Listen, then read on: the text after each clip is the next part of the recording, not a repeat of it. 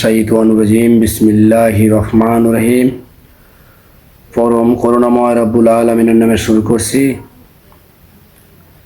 হযরত আহমদ মুহাম্মদ মুস্তাফা সাল্লাল্লাহু আলাইহি ওয়াসাল্লামের স্মরণে মা মনোয়ারা মদিনার বুকে শেয়ারিছেন যিনি, দো জাহানের বাদশাহী নূরুল আলা নূর, যাহার প্রেমে রব্বুল আলামিন আসমান জমিন নদী নালা খালবিল বৃক্ষ তরুলতা আরশ কুরসি নহকলাম সৃষ্টি করেছেন। ওই নবীজির পাক কদম মোবারকে লাখ ও কোটি শুকরিয়া ভক্তিপূর্ণ সালাম সাল্লাল্লাহু আলাইহি ওয়াসাল্লাম। প্রিয় দেশবাসী, কেজি জাহাঙ্গীর 10 চ্যানেলের পক্ষ থেকে সবাইকে অভিনন্দন জানাচ্ছি। ধন্যবাদ জানাই জাতি ধর্ম বর্ণ নির্বিশেষে যে যেখান থেকে আজকে আলোচনা অনুষ্ঠান উপভোগ করতেছেন, সকলেরই চরণে ভক্তিপূর্ণ সালাম। আসসালামু আলাইকুম ওয়া রাহমাতুল্লাহি ওয়া বারাকাতুহু। বন্ধুগণ,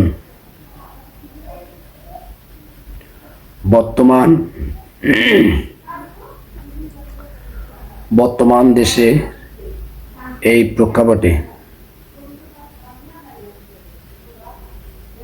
ডিজিটাল কায়দায়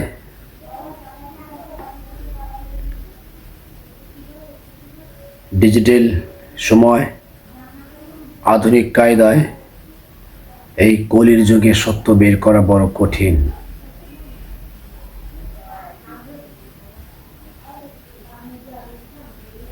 এই যুগে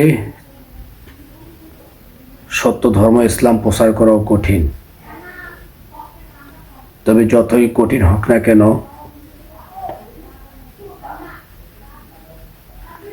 সত্য একদিন প্রকাশ হবেই এবং সত্যের জয় হবেই। পৃথিবীর শুরু থেকে আজও পর্যন্ত মিথ্যা টিকে থাকতে পারেনি, বাকি জিন্দেগিও পারবে না। এই সত্যের উপরে আমি দুটি কথা রাখতে চাই। আমার এই দরবার শরীফের পক্ষ থেকে আজকের আলোচনায় গুরুজি, মুরব্বী, ভাই বোন, বন্ধু, জাকেরান, আশিকান সহ যারা আছো, তাদের কাছে আমি সকলের কাছে আমি অনুরোধ ক্ষমা চেয়ে নিচ্ছি। আমি হয়তো অনেক গুণীজনের সামনে কথা বলার অভ্যাস আমার নেই, আমি বলতেও চাই না, তবে 2-4টি কথা আজকে আমি বলবো, যেটা আমাদের বর্তমান সমাজে খুবই প্রয়োজন।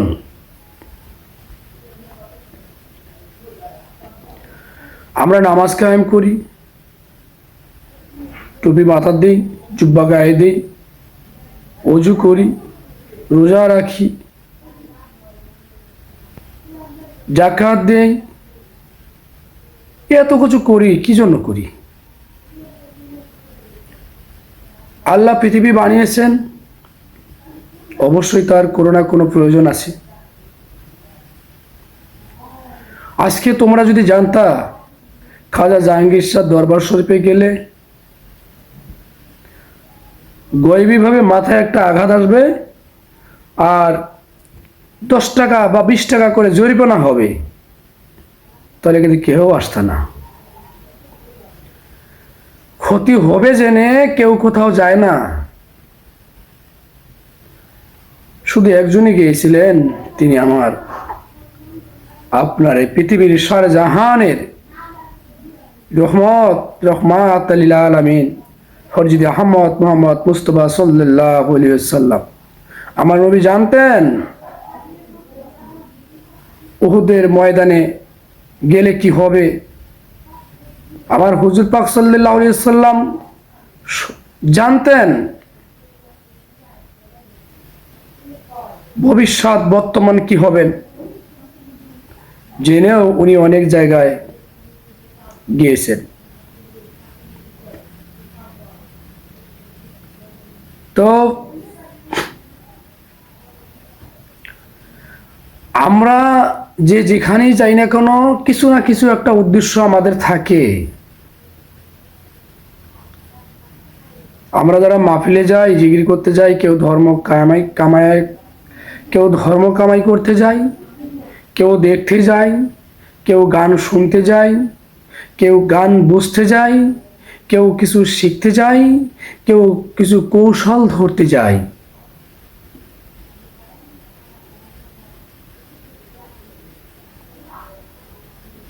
আমাদের ভিতরে কোনো না কোনো উদ্দেশ্য থাকে। ঠিক তেমনি করে আল্লাহ তাআলা পৃথিবী তৈরি করেছেন, তার কোনো না কোনো উদ্দেশ্য অবশ্যই আছেন। কোনো না কোনো উদ্দেশ্য সে করে রেখেছেন। কোনো না কোনো উদ্দেশ্যে কারণ পূরণ হওয়ার জন্য আমাদেরকে আল্লাহ তাআলা দুনিয়ায় পাঠিয়েছেন। আল্লাহ তো কোরআনে বলেছেন, ওমা খালাকনাকুম জিন্নান লিয়াবুদুন, আমি জিন ও ইনসানকে সৃষ্টি করেছি শুধুমাত্র আমার দাসত্ব, গোলামি, ইবাদত বন্দেগী, আমাকে শুধু ভালোবাসার জন্য।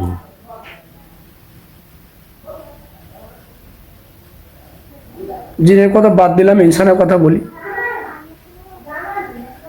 যে আল্লাহ আমাদেরকে সৃষ্টি করলো তার উদ্দেশ্য পুরা করার জন্য, আমরা আদৌ কি তার উদ্দেশ্য বুঝেছি, বুঝে নিয়েছি? তার উদ্দেশ্য পুরা করার জন্য কি আজও আমরা মাঠে নেমেছি? আজও কি কাজ করেছি? সে কোন কাজ করতে বলেছে, আমরা কোন কাজ করতেছি?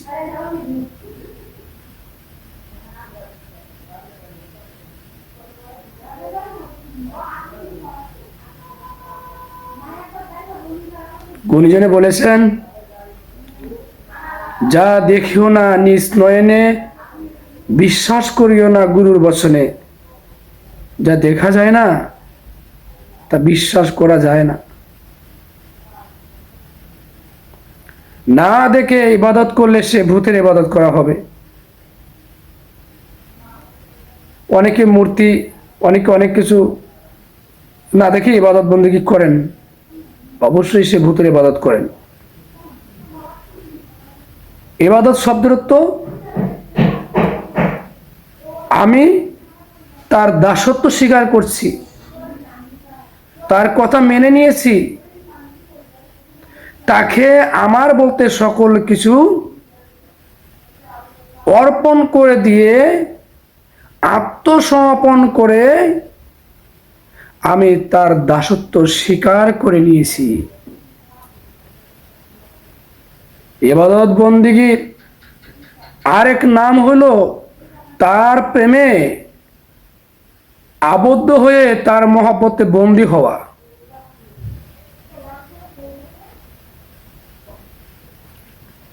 তো তার মহব্বতে, তার প্রেমে বন্দী হওয়ার নামই তো মহব্বত করা, ভালোবাসা করা, না আর কিছু। যাকে ভালোবাসবেন, যাকে মহব্বত করবেন, তাকে তো দেখতে হবে। আরে বাবা, তোমরা অনেকেই খেয়াল করে দেখো, একজন যদি একজনকে ভালোবেসে বিয়ে করতে যাও, কারোর জন্য যদি বিয়ে করাবার জন্য একটি মেয়ে খুঁজতে যাও, তাকে তোমরা দেখো, তাকে তোমরা দেখে পছন্দ করো, দেখার পরে তাকে ভালো লাগলে মহব্বত করো, দৃষ্টি দাও। তাই বলছে তো, দৃষ্টি আকর্ষণ, গুণ গন্ধ, ভক্তি চুম্বন, ঠিক না? দৃষ্টি আকর্ষণ, গুণ গন্ধ, ভক্তি চুম্বন। আগে চোখে তো দেখবা,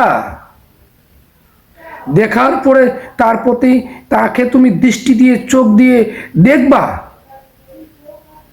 দেখার পরে তার ভিতরে কিছু থাকলে সে আকর্ষণ হবে।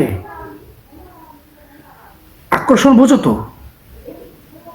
আর আকর্ষণটা কেন হবার? অবশ্যই তার ভিতরে কিছু গুণ, কোনো মাদকতা, কোনো আলো আকর্ষিত, কোন মোহ জাতীয় জিনিস তার ভিতরে রয়েছে, নাহলে আকৃষ্ট হবে কেন? তার ভিতরে কোনো গুণ রয়েছে তো, তাই বলছে দৃষ্টি আকর্ষণ আর গুণ আছে বলে তো আকর্ষিত হয়ে গেছে। আর গুণের আরেক নাম গন্ধ। দুর্গন্ধ বলছি না বাবা, গুণের আরেক নাম সুগন্ধ। গন্ধেরও আরো নাম আছে, আলো, সুবাসিত, যে অন্তর্চক্ষু দিয়ে অনুভব করে বুঝে নিতে হয়। আর সুগারাম যখন হবে, গুণ যখন থাকবে, তখন তো তুমি অবশ্যই সেখানে দাসত্ব হবা, তাই না? মানে নত তো হবা, তাকে তো মানবা, তাকে তো ভালোবাসবা। আর নত হওয়ার নামে কি? ভক্তি। তারপরে হলো কি ভক্তি? কি তুমি ওখানে ভক্তি দিবা কি রাগ হয়ে দিবা? অবশ্যই না, মহব্বত করে দিবা। হৃদয় মন্দিরে মহব্বত করে ভালোবেসে, যেমন কোনো জিনিস যদি তোমরা খাও, অনেক মজা হইলে প্রশংসা করো, মজা লাগলে ভালো বলো, এবং মজা লাগলে শান্তি লাগে, আরও খেতে চাও। যখন ভালো লাগবে কারো দাসত্ব হবা, ঠিক তখনই ঠিক তখনই তুমি দেখবা তার প্রতি আকর্ষিত হয়ে, তার প্রতি তোমার মান অহংকার ঘৃণা অনেক কিছু দূর হয়ে তাকে তুমি ভক্তি চুম্বন করতেছো, আদর সোহাগ করতেছো, তাকে ভালোবাসতেছো। আচ্ছা, এত কিছু করে তাকে ভালোবাসলাম, বলো তো তাকে যদি না দেখতা, তাহলে কি আমার মনে হয় তাকে ভালোবাসতা? অবশ্যই না। তাকে দেখেছো, ভালো লেগেছে, মহাপতে পড়ে গেছো, প্রেমে পড়ে গেছো, তার গুণে মোহিত হয়ে গেছো। এখন তুমি তার মহাপতে দেওয়ানা হয়ে গেছো। তার সকল কথার মূল মানে হলো তাকে দেখার পর তুমি আকর্ষিত হয়েছো। তাই না দেখে প্রেম হয় না বাবা, দেখতে হয়। আমরা যারা না দেখে ইবাদত করতেছি, না দেখে বন্দেগী করতেছি, না দেখে নামাজ কায়েম করতেছি, না দেখে রোজা থাকতেছি, না দেখে ধর্মের বড় বড় সার্টিফিকেট ধারণ করে মানে ধর্মের বড় বড় কথা বলতেছি, আমরা কিন্তু মূলত তাকে পাইনি। আমরা সমাজে বড় গুরু সেজে গিয়েছি, বড় সার্টিফিকেটধারী মাওলানা হুজুর সেজে গিয়েছি। কিন্তু আসলে যে তাকে পাইতে হবে, মানুষ সীমিত শক্তি নিয়ে যে সেপাতি সীমিত শক্তির ক্ষমতা নিয়ে যে দুনিয়াতে আসছো, সীমিত শক্তির স্বাধীনতা পেয়ে তাকে ভুলে গিয়েছো না? সে সীমিত শক্তি পেয়ে তাকে খোঁজার চেষ্টা করতেছ, আর তুমি তাকে খুঁজে পেয়েছো? আদৌ কি চেষ্টা করেছো? করো নাই তো। একটু চেষ্টা করো। আল্লাহ বলছে তোমরা একটু চেষ্টা করো, আমি তোমাকে সহযোগিতা করব।